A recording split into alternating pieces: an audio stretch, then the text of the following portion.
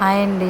ఈరోజు నవరాత్రుల సందర్భంగా మేము శ్రీ పోలమాంబ అమ్మవారి టెంపుల్కి అయితే వెళ్ళాము. లోపలికి వెళ్ళడానికి టికెట్ అయితే ఒక ₹10 అండి. మనం ఒకవేళ స్పెషల్ దర్శనం ఏమైనా చేసుకుంటే ₹100 అంటే అండి. అమ్మవారిని చూసారా, చాలా చక్కగా నిండుగా ఉంది కదండి. తర్వాత దర్శనం అయిపోయిన వెంటనే మేము బయటకు వచ్చిన తర్వాత ఆ పక్కనే బంగారమ్మ తల్లి, నెక్స్ట్ కనకదుర్గ అమ్మవారు, సత్తమ్మ తల్లి, నెక్స్ట్ పిడుగుల అమ్మవారు, ఇలా అమ్మవార్లు చాలామంది ఉన్నారండి. వాళ్ళని కూడా దర్శనం చేసుకొని ఆ తర్వాత మేము కొంచెం యూటర్న్ తీసుకొని ఇలా పక్కకు వచ్చిన వెంటనే అక్కడ ఒక మండపం అన్నది ఏర్పాటు చేశారనమాట. ఆ మండపం ఏంటంటే ఈ ఈ నవరాత్రులు అన్ని రోజులు అమ్మవారిని అక్కడ ఆ ఒక మండపంలో వేసిన ముగ్గులో అమ్మవారిని ప్రతిష్ఠించారు. ఈరోజు అమ్మవారు బాలా త్రిపుర సుందరి అవతారం కాబట్టి ఆ అమ్మవారిని అలా చక్కగా అలంకరించారండి.